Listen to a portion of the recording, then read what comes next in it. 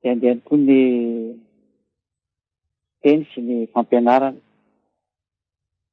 Fampianarana 3 ny laharany androany zany. Resaka mombany amin'ilay hoe ny solon'ilay laza fa Andriamanitra, ny solon'ny tena, ilay ondry sy omby ary osy, ilay fanafana ny fahotana tany ho an'ny zanak'Israely araka ny Levitikosy 16. Levitikosy 20 mantsy le misy ilay hoe omby osy fanafana ny fahotana indray mandeha isa-taona ho an'ny zanak'Israely. Dia izay sary izay zany io ampianarana antsika zao indray. Efa nomeko io fampianarana io fa averiko indray mandeha androany. Io sehon-javatra io dia fanoherana avy hatrany an'ilay tenin'ny dada seho ilay Andriamanitra Abrahama araka ny Deutéronomia 4:2 hoe aza-pina ny teny dia aza ny esorana ny teny. Deutéronomia 4:2 ary ny Deutéronomia 3:12 ilay Deutéronomia 3:12 no vakitsika indray aloha satria ny Deutéronomia 3 dia vitantsika teo. Fa ny 3:12 no jerevantsika indray Deutéronomia 13:1. Izay rehetra andidiko anareo dia tandremo mba arahina. Aza-pinao izany ary aza ny esoranao izany. Zay le Deutéronomia 13:1 zay. Ary averindray mandeha le Deutéronomia 4:2 teo. Deutéronomia 4:2 aza-pinareo ny teny izay andidiko anareo ary aza ny esoranareo fa tandremo ny didiny avandriamanitra nareo izay andidiko anareo. Mametraka mihitsy zany teny zany hoe aza-pina mihitsy io teny io ary aza ny esoranareo izay teny nomeko anareo. Inona zany le teny tsy aza ny esorana ary tsy aza nampina? Io vakitsika ny Levitikosy 20 hoe inona ny lalàna fanafana fahotana ho an'ny zanak'Israely dia reto ilay izy. Levitikosy 20 ny 7 aloha ny anomboantsika anazy. Ity zany le tsy azo soloina nefany dia raha tsika mahita sy mahafantatra moa araka ny efa napetraka ny mahafantatra ihany koa fa tena novainy an'i Jesosy, Jesoa ilay izy. Zany tsy fanaratsiana fiarahantsika mahita zany. Ka saniny eritreritra. Levitikosy 20 ary zao no entiny Arona raha miditra ao amin'ny fitoerana masina izy. Vantotr'ombylahy iray atao fanatitra noho ota sy ondry-lahy iray atao fanatitra dorana. Zay io raha tsika mahita io zany le teny. Hoe misy zany ny fitondrana vantotr'ombylahy atao fanatitra ny ota zany ary ondry-lahy iray atao fanatitra dorana. Ao amin'ny 15 indray ary ny fiangonana zanak'Israely dia andraisan'ny osy lahy roa atao fanatitra noho ny ota sy ondry-lahy iray atao fanatitra dorana. Izany hoe sady misy omby misy ondry ary misy osy. Levitikosy 20 Levitikosy 20 dia andininy fa efatra amby 30. Ary ho lalàna mandrakizay ho anareo izany. Hanaovana fanavotana ho an'ny zanak'Israely indray mandeha isa-taona ahafany amin'ny fahotana. Efa rehaka zany andininy efatra amby telopolo ange zany 34 zay. Ho lalàna mandrakizay anareo zany. Inona lalàna mandrakizay a? Dia le fitondrana an'ilay ondry osy, dia vonoina atao fanatitra ho fanafana ny fahotana ny zanak'Israely. Dia io le amin'ny andininy efatra amby telopolo tatsika io zany hoe ary ho lalàna mandrakizay ho anareo zany hanaovana fanavotana ho an'ny zanak'Israely indray mandeha isa-taona ahafahany amin'ny fahotana. Takinao ambany moa le soratra anareo kosa ny takinao ambany eo. Ahafahany amin'ny fahotany rehetra. Zay.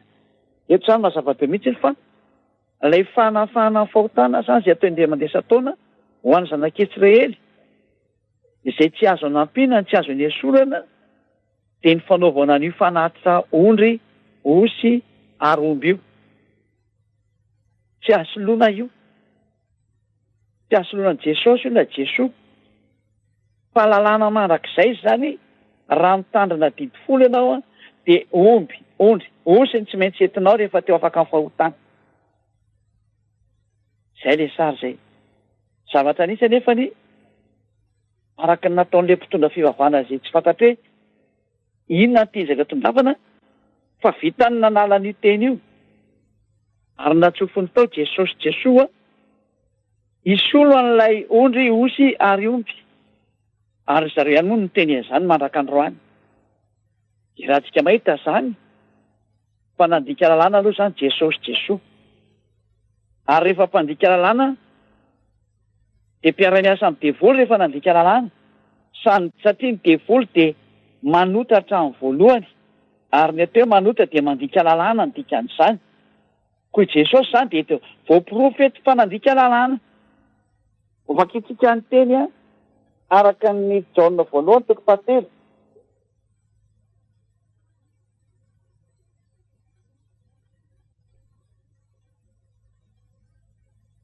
Jaona voalohany toko fahatelo andininy fahaefatra. Izay rehetra manota no mandika ny lalàna. Faniota no atao hoe fandikana ny lalàna. Io mazava be io. Faniota ny fandikana ny lalàna. Zany hoe teo olona manota zany dia olona mandika lalàna. Ary olona mandika lalàna zany dia olona mpanota. Ka eto zany mazava azy fa i Jesosy Jesoa zany dia mpanota satria nandika lalàna. Ny rahantsika mijery ilay izy satria naka an'ilay plasin'ilay ondry ary nipetraka tao anatin'ny toeran'io izy. Ary izay no mahatonga ny fiangonana sy ny fivavahana rehetra mitandrina dimy folo ary plus Jesosy Jesoa. Io rehefa fampianarana io. Dia mba mahay raha tamin'izay no masonareo izay mandeha tsy mahita anahy amin'izao tsika miteny izao amin'ny alalan'ity soratra asiako anareo ity. Tena mba samy mandinika amin'izay. Be izay famonoana nataon'io Andriamanitra tsy izy izay tena efa trôly izy asakasaka anao raha mbola iaino ny zahatra nataony ihany ianao na tsy, na mbo ho tonga saina amin'izay ianao hoe efa tsy izy intsony ity sary ity. Dia be ny olona manaratsy anahy. Le manaratsy noho ny amin'izao zahatra ampianariko izao no mahatonga azy manaratsy. Tsy zakan'izareo le fahamarinana. Fasakasakanareo tsirairay avy. Ary mananatra anareo izay atao batisa rehetra sy ny teo atao batisa ka maheno an'ilay fanaratsena maro samihafa ataon'ny olona. Aza miditra amin'izany ary aza mihaino izany. Tsisy marina ireny. Tsotra be ny tenin'ny Elia, lainga daholo tsisy marina. Ny fanafana fahotana izany olona tsy manota no manao an'izany. Olona tsy manota no mahay manafaka olona tsy hanota tahaka anazy. Fa tsy koa ilay olona afaka amin'ny fahotana fa ilay mpitarika anazy indray no lasa manota. Ata tsy lôjika izany. Tsy misy ao anatin'ny soratra masina avy ary izany sary izany. Fa eo anatin'ny bokinareo dia izao. Ny azo tsara dia mamoaka voatsara. Ary ny azo ratsy dia mamoaka voaratsy.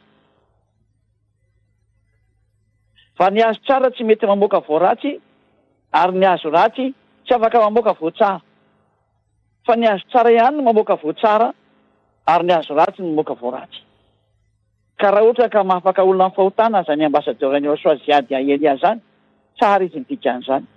Matoa lasa tsy manota intsony izay miaraka aminy, izy mihitsy ny tsy manao ratsy ary tsy mety manao ratsy mihitsy ary tsy nisy ratsy natao mihitsy na ny kely arany. Zany alesinao anareo satria amin'izao batisanareo zao moa ditoe mihitsy ny mpanaratsy ny maro samihafa dia manome toromarika zany za hoe aza menao izany fazaratsisy marina zany. Entina hanaratsiana fotsiny zany tsy idiranao amin'ny hatsarany eo soa dia aza manaraka an'izany. Dahoarany tsy fanaratsiana zany miarana hitantsika izao nomeko teniteny miara-ny jery, miara-ny aina dia miaraka amin'ny tsara. Nanao ny marina ve zany Jesosy zany sa nanao ny tsy marina? Raha ny jerevantsika ny bokin'ny Mose izay milaza mihitsy ilay Andriamanitra Abrahama hoe aza nampiana ny teniko dia aza nesoana, dia mazava fa tsy azo natao mihitsy ny nanatsy foana an'izany Jesosy zany tao anatin'ny Levitikosy 5:20 io, ka nilazaina fa izy indray no misolo an'ilay fahotana satria ianao mitandrina 10 dia lazainao fa io indray no manala amin'ny fahotana. Tsy izy mihitsy zany fa ny manala amin'ny fahotana raha ny 10 ny resahana dia ny manala ny fahotana dia io ondry ary osy io no manala amin'ny fahotana. Dia inona nahatonga an'ireo mpitondra fivavahanareo niditra tamin'izao sary ratsy zao? Satria tena sary fandikan-dalàna mihitsy izy. Satria fandikan-dalàna tena hoe nitoerina fotsiny izao ilay bokin'ny Levitikosy 5:20 hatrany dia nitoerina fotsiny izao ary ny soloana ilay Andriamanitra tsy izy satria tena nandika lalàna fotsiny izao nanohitra an'ilay Andriamanitra Abrahama. Hita profety mihitsy izao fa tena nitoeriny mihitsy ilay Andriamanitra Abrahama izay nantsoina teny anarany hoe Yahva sy Ahosoa ilay zanany, satria ny teny mihitsy n'izany Andriamanitra Abrahama zany hoe aza ampiana ny teniko ary aza nesoana ny teniko tandray ny fahadidiny avy Andriamanitra ao io. Ka amin'izany didy izany izay hoe aza nampiana sy aza nesoana dia tsy azo kitihana ny bokin'ny Levitikosy 5:20 satria io ny fanafana ny fahotana. Nefa tsika rehetra miara-mita fa tsisy manao an'izany intsony. Fa raha tena mitandrina 10 ny fiangonana sy mopera sy pastera dia tsy maintsy manao fanafana ny fahotana io izy amin'ny alalany manao an'ilay sorona ondry ary osy. Nefa tsika rehetra miara-mita fa tsisy manao an'izany. Nefa ny 10 dia tandremana fandikan-dalàna zany ny dikan'izay.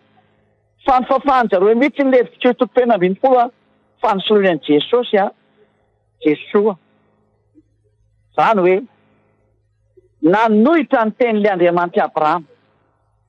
Dia mbola hoe kenareo marina ihany ve zao fanoherana amin'ny fahamarinana zao?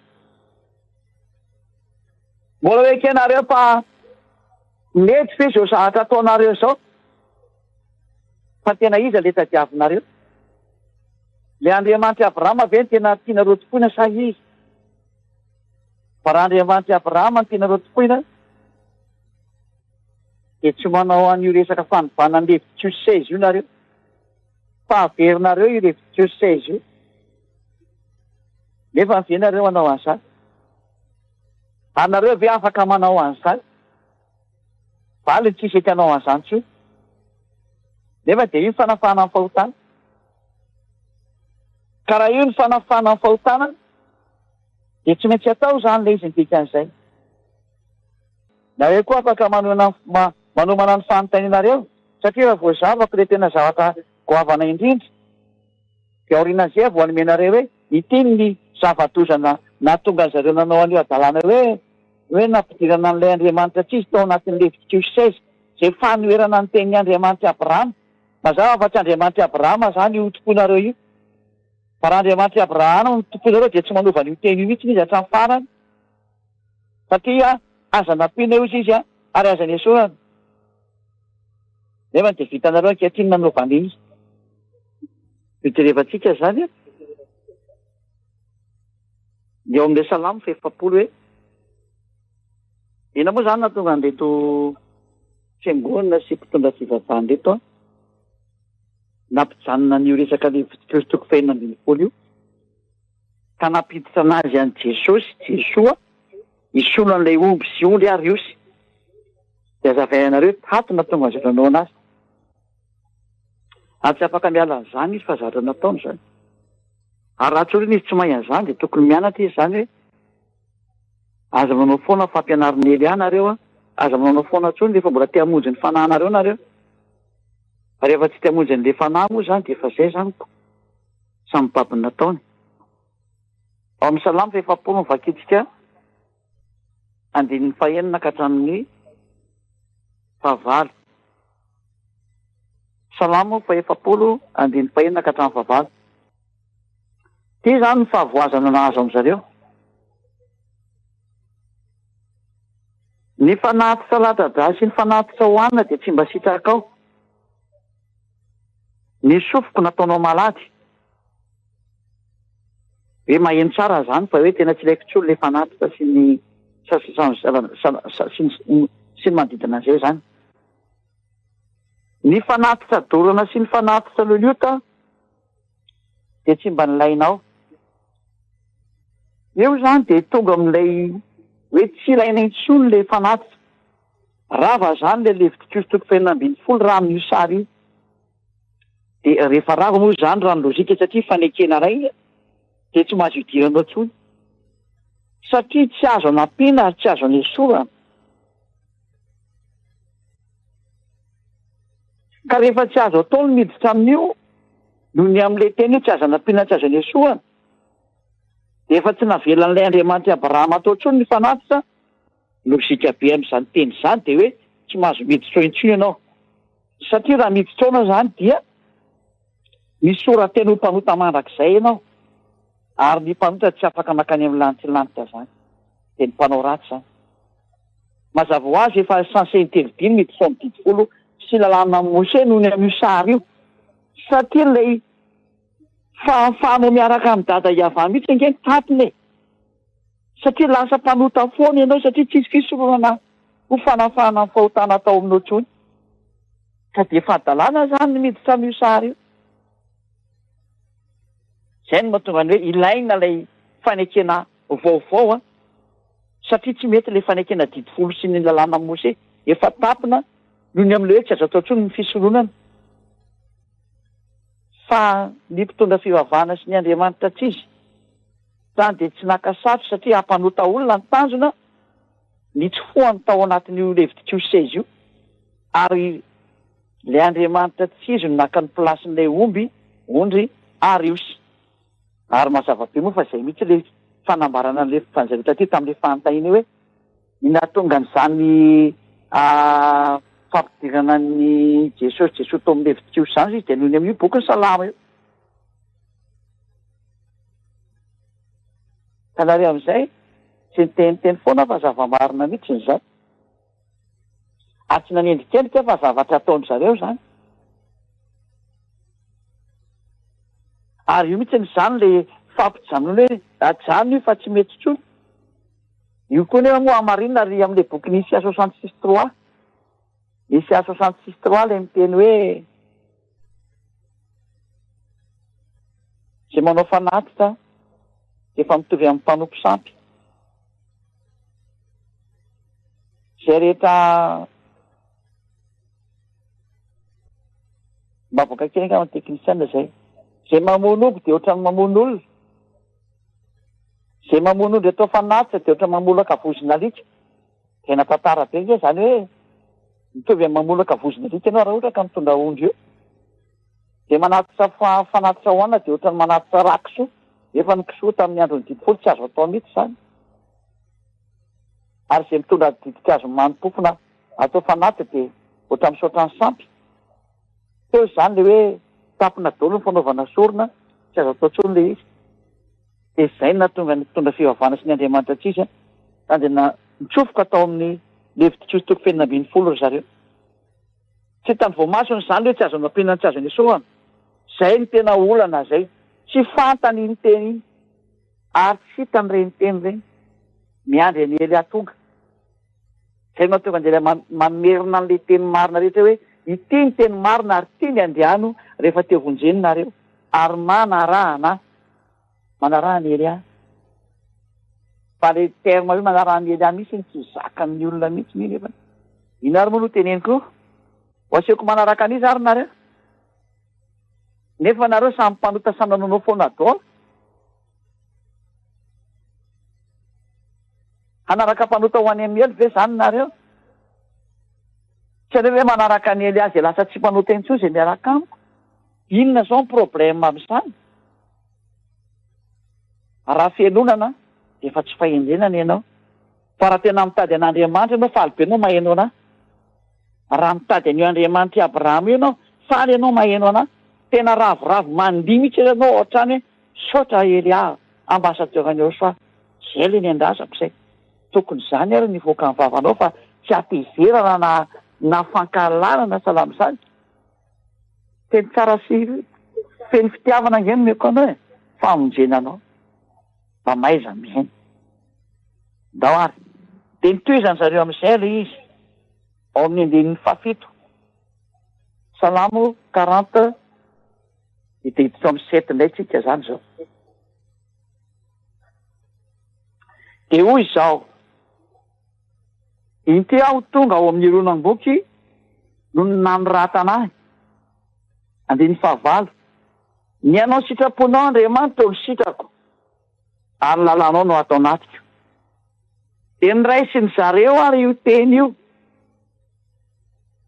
Dia nataony zareo hoe nahita n'ity soratra horonan-boky ity izy a.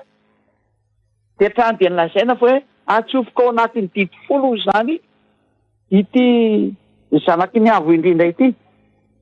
Satria Yahoso amin'ny anaran'izy io. Natsofoka ny zareo tao anatin'ilay dity folo. Ny nareo moa zany Jesosy le nareo le diso lalana. Nareo tao anatin'ny dity folo Jesosy nareo. Fa Yahoso tsy mety tany zany satria zatra tsy azo atao zany. Fady indrindra mihitsy ny zany. Fa ny dikany horonan-boky ny tenen'i Yahoso eto a. Dia ny milaza momba ny tantarany ao anatin'io Sefer Torah jiosy io. Milaza momba azy io Sefer Torah jiosy io. Andao vakitsika ny teny arany. Tena hoe horonan-boky nanoratanahy ity. Tsy hoe koa hoe mitsofoka ao anatin'ny levitikos toko fenina ambin'ny folo izy. Fa fady zany tsy azo atao zany. Fa ny teny milaza azy no tanterahany tamin'izany. Io le horonan-boky ny teneniny. Meko atsika ary ny teny manazava an'izay. Araka ny boky ny Lioka toko 420. Lioka toko 420 a. Andin'ny 420. Lioka 24:44. Dia hoy izy taminy. Izao ny teniko izay nolazaiko taminareo. Fony mbola teo aminareo aho. Fa tsy maintsy ho tanteraka izay rehetra nanoratanahy teo amin'ny lalàna ny Mose sy ny mpaminany ary ny Salamo. Ny teny milaza azy eo amin'ny lalàna Mose sy ny mpaminany ary ny Salamo zany no tanteraka aminy. Fa tsy ny teny izy hoe hosolopo ilay levitikos toko fenina ambin'ny folo fa fady indrindra zany. Tena fa vedaveta eo masony dada Iava zany satria efa ny teny izy hoe aza nampiana ny teny a. Dia aza nesorana ny teny. Koa ilay teny milaza azy dia ny teny mombany amin'ilay fanekena vaovao izay andehanany, izay ho apetrany, izay ho tanterahany. Ilay atonga azy ho faty eo amin'ny azy fijaliana ka hametraka ny fanekena vaovao izay andatsahan'ny rany. Raha izay. Vaketsika ilay ny bokin'ny Jaona toko 5. Jaona 5:46. Jaona 5:46. Ilanareo. taona 546 zany. Fa raha mba nino amin'ny Mose nareo dia ino ahy? Satria nanoratra ny laza izy. Nanoratra ny laza momba ny Yehosoa, zay le hoe ao amin'ny ronam-boky ny nanoratanao ahy. Dia Mose anisany nanoratra ny momba azy. Fa tsy midika akory ny hoe ny Levitikos 20 no nifoanana dia nisoloana an'izany zanaky ny avo indrindra zany.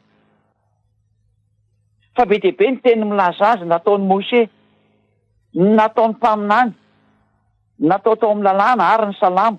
Be dia be ny teny milaza azy. Ireny le hoe ao amin'ny ronam-boky ny nanoratana hanao ny sitraponao. Fa tsy koa hoe ny Levitikos 20 hatrany dia nogotanareo tao nanoloana an'izany zanaky ny avo indrindra zany. Fa tena fahavetavetana mahatsirava. Meko izay ny fanazavana. Tsy azo anampiana tsy azo anesoa na lalàna Mose. Efa fanekena nandatsahana ranomby io vita mafy io ka tsy fanao no manatsoaka na manampy izany. Galatiana 3:15. Galatiana 3:15. Ny fanekena rehefa vita mafy dia tsy fanao no manatsoaka na manampy izany. Ka ny didifolo sy lalàna Mose dia vita mafy satria nandatsahana ranomby. Ka rehefa nilatsaka ny ranomby tamin'izany fanekena zany dia tsy azonao anampiana ary tsy azonao anasorana. Zava-doza nefany ny nataon'ireo mpitondra fivavahana miaraka amin'ny Jesosy. Fa natsofoka nareo tao anatin'izany didifolo sy lalàna Mose zany ka nisolo an'ilay Levitikos 20 i Jesosy nareo, i Jesosy nareo. Nareo ny miatrako ny fanontaniana. Laza ve nareo fa tsy mpanota amin'izao sary nataonareo izao. Satria dia tena fandika an-dalàna mihitsy nataon'ilay Andriamanitra ny tomponareo. Ka raha izy ara tia mpanota, lozika koa nareo mpanota. Ka tsy voamarina ve ilay vavanareo miteny hoe tsy maintsy mpanota nareo? Io ange ny nampanota nareo io zavatra ataonareo ary tsy afaka etsonareo mandrakizay. Zany mahatonga na miantso anareo rehetrarehetra amin'izay andao atao batisa, vonjeo ny lalakarenareo dia ny fanahinareo zany teneniko izany. Vonjeo ilay fanahinareo fa ho any amin'ny elo ane izy rehefa tsy vonjenareo. Dia samy misaintsena amin'izay teniko izay dia miditra amin'ny fanontaniantsika rehefa avy eo. Ho anao izay anao batisa efa nazava izay ny fanambarana manapa-hevitra amin'izay. Aza mihaino fanaratsiana fa reny fanaratsiana ireny devoly manao an'ireny manaka ny lalanao tsy andehany amin'ny marina. Aza manaiky an'izany. Aza atao fanariam-pakitrony ny sofina sy ny saina. Fa ataovy mitady an'ilay Andriamanitra Abrahama. Izao miresaka aminao izao ilay iraka ny rany maiza mihaino ianao. Zay fa dia miraso tsika samy tenao soa ary vavatsika. Otrapetsaka tatamala iavaminy amin'izany teny izany. Teny mamerina ny sain'ny olona itodika ho any aminao ary mampijoro ny zanaky ny avo indrindra rehetra dia reo olona efa nividinao mba hitodika sy hijoro tsara foana amin'ny fanontona ary ho azy mbola niviry miazakazaka anatona ny Elia. Fa Elia sy ianao Yehosoa anankiray ihany. Otrapetsaka tata Maria, otrapetsaka Yehosoa. Jeo ny olona mba ho tonga soany amin'ny lanitra amin'izay. Mba hainy teny Elia ny olona tata Yehosoa. Ary hainy teny izay rehetra navokako. Ary ianao koa namarina azy rehetra teneniko Yehosoa. Amariny daholo tata Yehosoa rehetra teneniko. Voninahitsinarana masina. Sotro ny amin'ny soavanao indrindra. Sotro ny amin'ny hatsaranao lehibe. Anaranao Yehosoa anao izany fampirehetra. Haleluia. Amen. Efa dia miraso tsika samy teny Yehosoa ho amin'ny fiarahantsika amin'ny rapitso veloma matahory azy.